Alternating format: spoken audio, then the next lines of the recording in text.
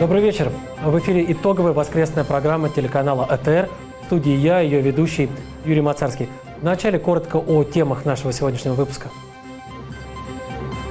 Севастополе вышли на митинг с требованием к оккупационным властям не допустить сноса частного сектора города.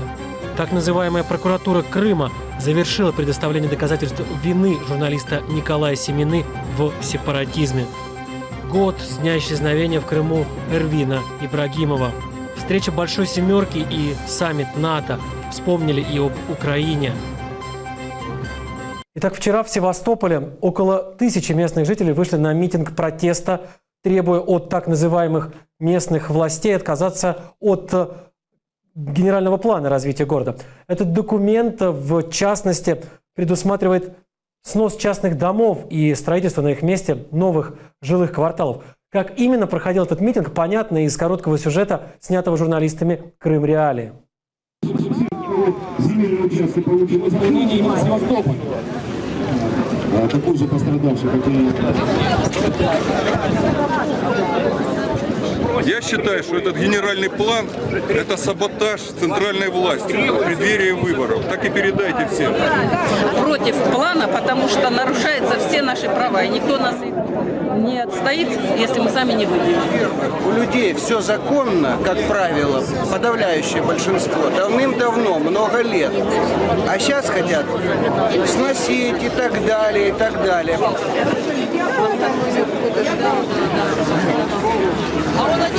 Мы за генплан, но мы за генплан разумный, а не тот, который нам принесли чаловцы. Понимаете? Нужно сначала побыть здесь, посмотреть, а потом рисовать. До сих пор не можем никак закончить приватизацию нашей земли. Мы отрицательно относимся к генплану. Я считаю, всем, кому земля была выдана до 2014 года, этих людей нужно оставить в покое. Но я что-то не могу понять, что происходит в нашем правительстве. Правительство Севастополя, по моему убеждению, может, я, конечно, ошибаюсь, работает не на народ Севастополя, не на Российскую Федерацию. Потому что все, что делается в Севастополе, народ сравнивает с тем, что было в Украине. К сожалению, к счастью, не знаю к чему, но такое сравнение есть. Мы жили в Украине. И получается, что то, что творят сейчас севастопольские власти, ничем не лучше то, что творилось в Украине, откуда мы ушли домой. Проезда номер 10. И город лишится уникальной пассажной системы и природных водоемов. Весь стандартный набор налицо. Путин помоги, местные власти плохие, обманывают Путина, но вот он узнает правду и во всем разберется. При всем при этом митингующие требуют соблюдения законности, с которой на полуострове уже давно большие перебои. Если страна в нарушении ее же собственных предписаний отнимает у соседа целый регион, то почему не отобрать участок, который к тому же расположен именно в этом чужом регионе? Есть ли способ добиться уважения своих прав? Возможно ли в принципе диалог общества с властимущими? Об этом мы говорим с российским журналистом и режиссером Александром Невзоровым. Он с нами выходит на прямую связь по скайпу. Александр Глебович, здравствуйте. Добрый день, дорогие мои. Итак, кому севастопольцам идти за правдой и справедливостью? Я подозреваю, что ходить им не надо и ходить некуда, потому что существует не только в Украине, а не только на тех территориях, которые находятся сейчас под юрисдикцией Российской Федерации, но и в самой Российской Федерации колоссальные кадровые проблемы. Вы посмотрите, ребят, не то, что там Крым, не то, что какие-то очень спорные земли, потому что все равно никому не известно, как будет и сколь драматично будет судьба Крыма, и сколько раз он будет переходить, и каким путем из рук в руки. Но даже те регионы, которые считаются стабильными и привычными, они стонут под властью просто клинических идиотов. И дело здесь даже не в самом Кремле. У Кремля ведь очень такие книжные, очень романтические представления о русской империи, основанные в основном на художественной литературе, либо на трудах романтизирующихся славянофилов, да, о том, что вокруг бравые, умные управленцы, которые будут нести монаршую волю и строить русский мир. А вместо этого Россия вынуждена на ключевые точки, по крайней мере на ключевые сейчас, расставлять в общем почти идиотов, которых от какого-то такого серьезного диагноза отделяет очень немного. Да, мы знаем про орловского губернатора, который на полном серьезе рассказывал о путешествии Ивана Грозного в Петербург. Да. Мы видим религиозную фанатичку Поклонскую, которую, в общем, конечно, ни до какого уровня госвласти, я уж не говорю про прокуратуру, допускать нельзя, просто в силу того, что религиозный фанатик не может находиться в госуправлении. Мы видим чудовищный кадровый голод, а поскольку Крым подвешен все равно на такой большой-большой ниточке, да, и никому не понятно, что будет дальше, то туда идет самоуправленческий отход, который не способен ни с одной... Вот не морочите себе голову, не ищите там заступников, не думайте о том, что что-то может поменяться. Приготовьтесь к такому тяжелому в материально-бытовом, строительном смысле этого слова осадному положению не потому, что они очень плохие, просто потому, что они ничего не умеют, никогда нигде этому не учились. Одно дело в период русской весны покричать какие-то лозунги, помахать кулаками и потыкать прикладами безмолвных украинских перепуганных на тот момент солдатиков. Другое дело управлять регионом. Да они ничем, вообще, я бы им пышечную не доверил. Ну как так получается, что для Крыма не смогли найти какого-нибудь одного вменяемого управленца? Ну по той простой причине, что вот мы же слышим, и вот сейчас в этом тоже сюжете было, люди уже сравнивают, как было при Украине и как теперь при российской оккупационной власти. Неужели в России не понимают, что жители оккупированных территорий стоит бы облизывать так, чтобы они назад не смотрели? Ну, во-первых, мнение людей никогда никого не интересует. Факт считается свершившимся, и Россия очень уповает на свою вот эту всю призрачную мощь, которая одним своим вот как бы явлением на горизонте способна удержать все, что угодно. Россия вообще очень плохо себе представляет реальность. Да? Страна, в которой с почетным караулом встречают ребро удава, и потом всей Москвой это ребро удава целуют, даже не удосужившись спросить какой-нибудь сертификат хотя бы приблизительной подлинности. Да? Ведь поймите, это же страна бескрайних романтиков. И этот бескрайний романтизм, он очень хорош бывает в такие, знаете, красивые, эффектные минуты, когда нужно у кого-то что-то отобрать, украсть, когда нужно где-то выдавить плечом дверь, нахамить, но потом наступает реальная жизнь. И почему вы думаете, собственно говоря, подождите, вот вы интересные люди, вы что, действительно считаете, что в Крыму должно быть лучше, чем в какой-нибудь Ивановской или Владимирской области или где-нибудь еще, где гнилые развалившиеся дороги, перекосившиеся заборы, где нет канализации у людей десятилетиями, просто потому что ее нет, где поликлиники, в которых в прогнившие полы проваливаются ноги до колена и где сидят в многочасовой очереди. А почему, собственно говоря, у них должно быть лучше? Они хотели в Россию, и они, вероятно, обязаны были представлять себе, что такое сегодняшняя Россия. Так они, вероятно, сюда и хотели. К гнилым проваливающимся полам, к разбитым дорогам, тотальному чудовищному воровству, которое является нормой. А что, подождите, они вроде получили то, что хотели, что вы за них переживаете? Спасибо вам большое, Александр Глебович. Благодарю вас. Всего вам доброго. Напомню, российский режиссер, журналист Александр Невзоров был с нами на прямой связи. Вот что мы выяснили. Выяснили мы, что искать справедливости в современной России и на оккупированных ею территориях занятие бессмысленное. Вот это Александр Невзоров сказал. Россияне, похоже, с этим смирились. Вот еще одно вчерашнее видео. Москва, метро Арбатская, самый центр столицы. Полицейские забирают 10-летнего мальчика, который читал на улице стихи Шекспира. Взрослые люди в форме тащат куда-то испуганного, зареванного ребенка. Пустите, пожалуйста, ребенка. Нет, я не пущу ребенка. Так. Вы, пожалуйста, представьте, что вы делаете. Уйди. Я сказала нет. Что делать? Бери руки, сейчас я тебя побью. Ребенка отпустите, я сказала. Я не... Нет. Вы что делаете? Вы вообще с ума сходите? Что за беспредел полицейский? Что ты за беспредел? что делаете? Вы что делаете? Отпустите ребенка. Вообще, что ли? Помогите! Спасите! Спасите! Нет! Нет! Помогите! Помогите! Я сказала, нет, я не... Девушка, нет, я сказала, я ребенка не отпущу. Что делать? Машины. Вы меня швырнули, это беспредел. Нет, я сказала, я проеду с вами. Как я неадекватно? Вы меня швыряли. Я вас не швыряла, отойдите, пожалуйста. Я сказала, я знакома ребенка. Да подождите вы, блин. Нормально, подойдите, разговаривайте. Да я ж нормально, это вы лишь... Отойдите от меня. Да подожди, ты можешь меня послушать? Да знакомая я, что вы делаете? Что вы делаете? Я сказала, я знакомая, давайте поговорим нормально. Пожалуйста. Ну вы ребенка доводите до истерики, что творите? Не хочу. Вы не имеете права меня трогать. Вы ребенка до чего доводите? Это вы его доводите. Это вы. В смысле я его довожу? Вы что? В этом видео больше всего впечатляет даже не грубость полицейских, а равнодушие окружающих. Ребенка задерживают на глазах десятков, если даже не сотен людей, но хоть как-то повлиять на ситуацию, защитить мальчишку решаются считанные единицы. Вот, по-моему, только вот пара молодой парень и девушка подошли. Чего ждать крымчанам, оказавшимся в стране, где полиция воюет со школьниками на глазах равнодушных взрослых?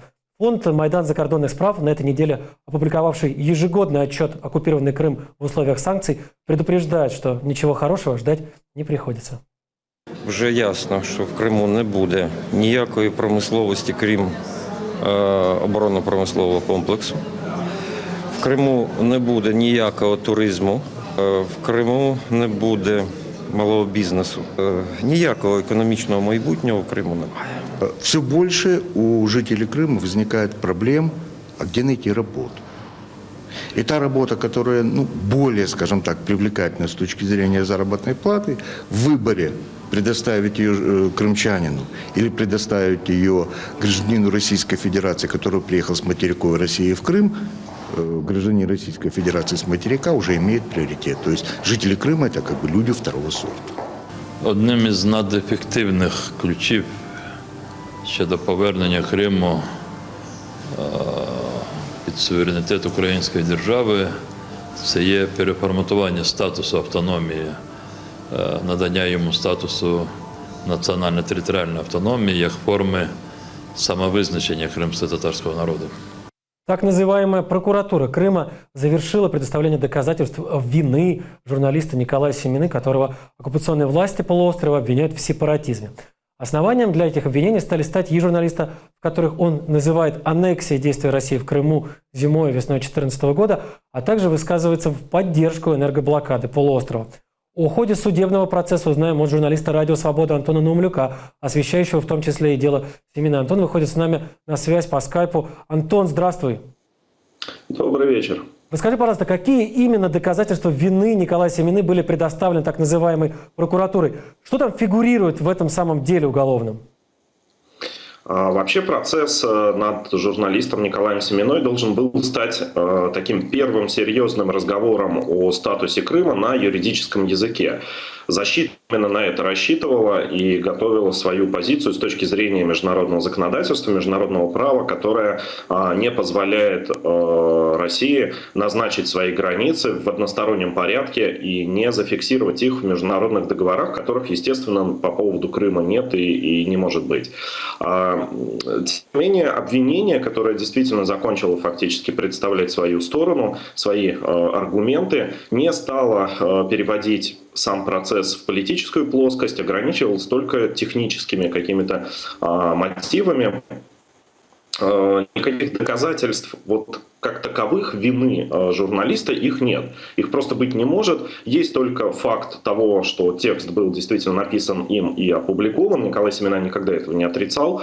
Есть экспертиза, которую подготовили научные сотрудники, которые были инициированы, и экспертиза эта была инициирована сотрудниками ФСБ, которая показывает, что в тексте есть призывы к сепаратизму, то есть к отделению Крыма от Российской Федерации. На самом деле это очень странная ситуация, которая сложилась в Крыму, целый ряд фигурантов дел, которые обвиняются в сепаратизме за то, фактически, что они пытались, наоборот, отстоять территориальную целостность как Украины, так и России без изменения границ 2014 года. Тем не менее, все это перевернуто, и Николай Семена сейчас это вот такой первый фигурант дела, у которого судебный процесс уже состоялся. Поэтому обвинение представило только технические какие-то доказательства, только экспертизу, в которой эксперт утверждает, что призывы в тексте журналиста были. Несколько свидетелей выступило, в том числе 2 сотрудника ФСБ. Из их показаний следовало, что за журналистом следили давно, причем с прицелом на статью в госизмене. Однако, когда не смогли набрать материала на эту статью, обвинили в сепаратизме за текст на сайте, где он сотрудничал. Вот, в общем-то, и все. Сейчас с 5 числа, или, может быть, позже, на следующем заседании сторона защиты будет представлять свои доказательства, возможно, допросит своих экспертов и своих свидетелей. Дальше уже будет стадия прений и вынесение приговора. Но вот так, по моим прикидкам, не раньше, наверное, чем через месяц, может быть, даже чуть больше. Спасибо большое, Антон. Всего доброго. Напомню, на прямой связи со студией был журналист «Радио Свобода» Антон Наумлюк. Год назад, 25 мая 2016 в Бахчисарае пропал экс-депутат Горсовета, член исполкома Всемирного конгресса крымских татар Эрвин Ибрагимов. Судя по всему, активиста похитили, и уже целый год родные и близкие Эрвина ничего не знают о его судьбе. О том, что произошло год назад в Крыму, и о том, что делается для поиска пропавшего, в сюжете АТР. 24 мая 2016-го. На этих кадрах сотрудники российского ДПС. Эрвин Ибрагимов, которого они задержали, пытался убежать. Однако его насильно посадили в автомобиль и увезли в неизвестном направлении. Через 3 дня после похищения бахчисарайцы собрались у здания местной полиции. Требовали активизировать поиски. Какое-то определенное время мы должны собираться. Мы сказали, если вы захотите найти, вы весь Крым перевернете вверх дном. Это мы видели, когда стрелка Симферопольского искали. Весь Крым его так перевернули. Почему сейчас мы не видим действий? Мы показали. Расследование похищения Ибрагимова спустя год безрезультатно. В июле 2016-го Наталья Поклонская, тогда еще оккупационный прокурор Крыма, опровергла причастность российского ДПС к похищению крымско-татарского активиста. Это не соответствует действительности, поскольку данного поста не было. Данный автомобиль не зарегистрирован как автомобиль сотрудников ГИБДД по Республике Крым. И вообще вот постовой группы сотрудников ГИБДД в том месте вообще не было и не должно было быть. Семья Ибрагимова обратилась к похитителям, заявив о готовности заплатить выкуп. Друзья и родственники развесили по всему Крыму объявления об исчезновении, искали свидетелей. Загнать в тупик. То есть загнали меня в туннель, и идешь, и никакого просвета нет.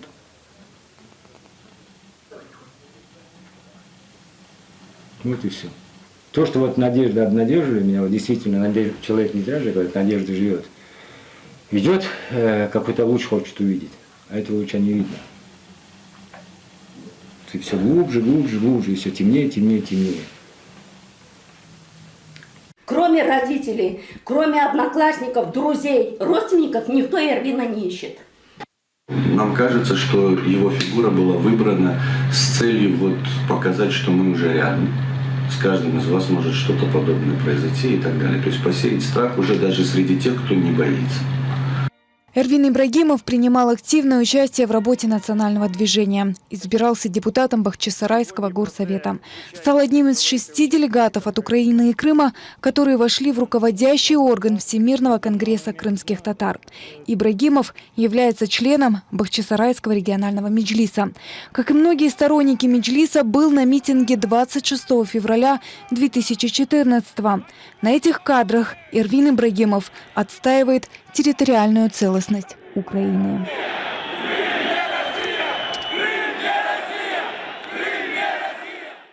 На минувшей неделе в Брюсселе прошла встреча глав государств, членов НАТО, многие из участников которой затем отправились на Сицилию на заседание Большой Семерки. Большая Семерка – это объединение стран с наибольшим политическим весом и влиянием на мировую экономику. Объединение неформальное, но исключительно важное. Ведь в рамках этого неформального объединения проходят регулярные встречи глав США, Канады, Германии, Италии, Японии, Великобритании и Франции. Совсем недавно, кстати, Большая Семерка называлась Большой Восьмеркой и включала в свой состав еще одно государство – Россию. Но после аннексии Крыма 7 других участников объединения покинули его и собрались вновь уже без России. В декларации, выпущенной по этому поводу 24 марта 2014 года, говорилось в частности следующее. Международное законодательство запрещает силовой захват других государств или их частей. Поступать подобным образом значит нарушать принципы, на которых основана система международных отношений. Мы не признаем незаконного референдума, проведенного в Крыму в нарушение Конституции Украины. Кроме того, мы осуждаем действия России, направленные на захват Крыма, что является нарушением международного законодательства и взятых на себя Россией обязательств. Конец цитаты. На нынешней сицилийской встрече лидеры «семерки» выступили с похожим общим заявлением. В нем они сообщили, в частности, о непризнании оккупации полуострова и поддержке суверенитета и территориальной целостности Украины. Конечно, украинцам хотелось бы большего. Президент Петр Порошенко даже написал о встрече «семерки» колонку для издания «Политика». В ней президент призывает к проведению политики, направленной на прекращение российской агрессии. Я сейчас приведу цитату из нее. «Россия не прекратит агрессию, пока мы не остановим ее. Запад должен выступить общим фронтом в защиту таких ценностей, как международное право. Сегодня, как и накануне Второй мировой войны, время не на нашей стороне. В условиях, когда список жертв агрессии все растет, откладывать или прибегать к успокоительным полумерам не просто неуместно, а опасно». Это конец цитаты Порошенко. Очевидно, что Порошенко ждет от Запада более жестких санкций, более действенной экономической и политической изоляции. И он такой не один. Честно говоря, санкции могли бы быть жестче, хотя бы теоретически. К тому же Ирану, например, Запад так усложнил жизнь, что про систему международных денежных переводов SWIFT, до сих пор работающую в России, там даже не вспоминают. Но и нынешние санкции действуют. Это заметно не только по девальвации рубля. Есть и другие косвенные, но очень красноречивые доказательства. Об одном из таких доказательств на уходящей неделе написала «Нью-Йорк Таймс». По информации газеты, российский миллиардер, некогда богатейший человек страны Олег Дерипаска, предложил Конгрессу США дать показания о вмешательстве Кремля в ход американских выборов. Не просто так, а в обмен на иммунитет от судебного преследования. Конгрессмены Дерипаске отказали, но это уже детали. Куда важнее сам факт такого рода обращения московского олигарха. И тут одно из двух. Либо Дерипаска действительно готов бросить свои немалые активы и перебраться в Штаты, зная о том, что в Россию ожидает что-то уж очень нехорошее. Либо это срежиссированная Кремлем игра, в которой миллиардер стал заложником политиков. Но и кремлевская игра в предателя Дерипаску свидетельствует о том, что дела в стране идут не лучшим образом. Может быть, через него пытались вбросить в США какую-нибудь ложную информацию или отвлечь внимание от чего-то более важного. В любом случае, если бы все было в порядке в стране, никаких неофициальных контактов миллиардера с конгрессменами не было бы. На этом наша сегодняшняя программа завершена. Увидимся в следующее воскресенье на Первом Крымско-Татарском. Всего вам доброго.